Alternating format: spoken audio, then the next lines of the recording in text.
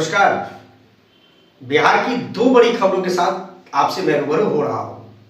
सबसे पहली खबर बिहार की राजधानी पटना से और दूसरी खबर मिथिला की कथित राजधानी हार्ट, जो मिथिलांचल का हार्ट कहा जाता है, दरभंगा। दोनों खबरें एक बिहार की अस्मिता के साथ जुड़ी हुई है, बिहार के सम्मान के साथ जुड़ी हुई है। सबसे पहली खबर पटना से है। पटना के कंकड़बाग थाना अंतर्गत एक नीट की छात्रा की संदिग्ध मौत ने पूरे बिहार को हिलाकर रख दिया था और इस मौत पर लगातार सस्पेंस बरकरार था, लेकिन पोस्टमार्टम रिपोर्ट सामने आने के बाद न सिर्फ सच सामने आया है, बल्कि पटना पुलिस की कार्यशैली पर भी सवाल खड़े हो गए। और ये इसलिए कहा जा रहा है क्योंकि पिछले मौत के बाद पटना पुलिस लगातार इस बात को खारिज कर रही थी कि बिहार की इस बेटी के साथ, यानी नीट की छात्रा जिसकी मौत हो गई, संदिग्ध मौत हो गई, उसके साथ अन्याय हुआ है, उसके साथ रेप हुई है, उसके साथ जघन्य अपराध हुआ है।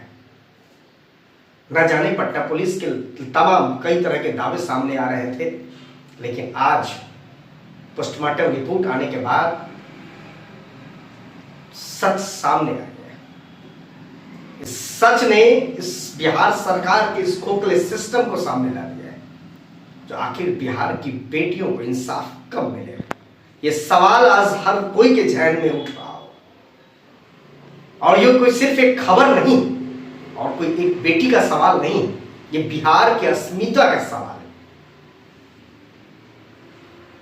दरअसल पटना के कंकड़बाग थाना अंतर्गत जिस गर्ल्स हॉस्टल में नीट की छात्रा की संदिग्ध मौत हुई, उस मामले में पटना पुलिस ने हॉस्टल के संचालक को गिरफ्तार कर लिया है। अनुसंधान जारी है,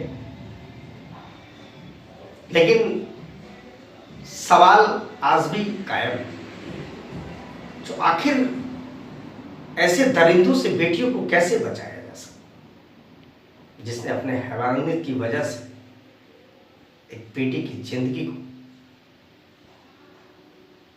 बर्बाद कर दिया। दूसरी खबर दरभंगा से है। वहां भी दुष्कर्म मामले में आरोपी कथावाचक, मिथिलांचल क्षेत्र के सबसे प्रख्यात कथावाचक श्रवण दास, मौनी बाबा, 3 आरोपी हैं उस मामले में। लेकिन दरभंगा पुलिस की कार्यशैली को जरा देखिए, बारीकी से देखिए। एफआईआर मेरे सामने है। 19 दिसंबर 2025, यानी 1 महीने, आज से ठीक 1 माह पूर्व, पीड़िता का वीडियो सामने आया। उस पीड़िता ने, दुष्कर्म पीड़िता ने, पुलिस अधिकारियों के दरवाजे खटखटाते रहे। एफआईआर दर्ज हो बावजूद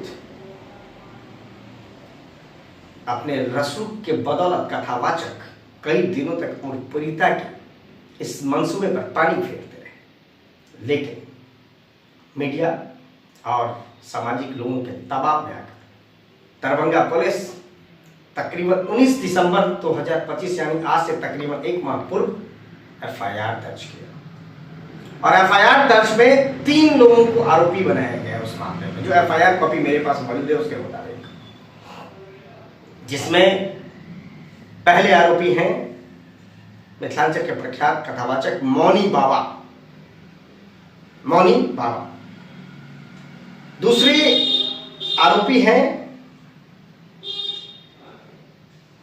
जिन पर मुख्य आरोप लगा हुआ है, जिन पर यह आरोप लगा हुआ है कि उन्होंने दुष्कर्म किया, उन्होंने कई सालों तक उस बच्ची के साथ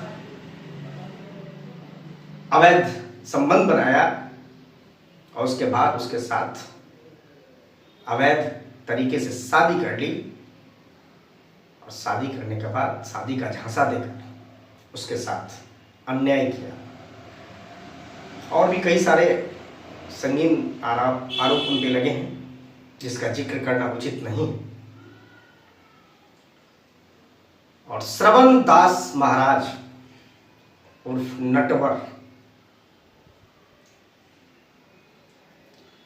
लेकिन आज 1 महीना बीत जाने के बावजूद दरभंगा पुलिस लगातार सिर्फ और सिर्फ अनुसंधान के नाम पर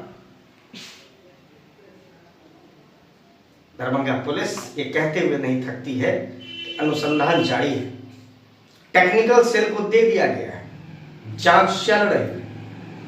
आखिर सवाल यहीं पर है कि आखिर बाबा कहां लापता हो गए, कहां है तीनों आरोपी? पॉस्को एक्ट के आरोपी नटवरलाल कहां चले गए, कहां गायब हो गए, जो दरभंगा पुलिस की गिरफ्त से 1 महीने बाद भी बाहर? क्या उस बेटियों को इंसाफ मिलेगा?